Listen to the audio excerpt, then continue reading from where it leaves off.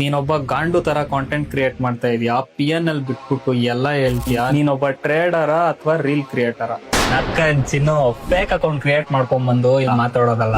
ಏನಂದೆ 21 ವರ್ಷ ಹುಡ್ಗ ಟ್ರೇಡಿಂಗ್ ಹೇಳ್ಕೊಡ್ತಾ ಇದ್ದಾನೆ ಅಂತ. ನೀನ್ ನನ್ಗಿಂತ ದೊಡ್ಡವಂತಾನೆ, ನೀನೇನ್ ಕಿತ್ತಾಕಿದ್ಯಾ?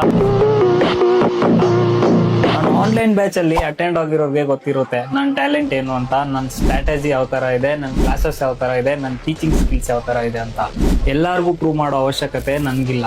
ನಾಲೆಡ್ಜ್ ಬೇಕಾಗಿರೋರು ಬರ್ತಾರೆ, ಕಲಿತಾರೆ.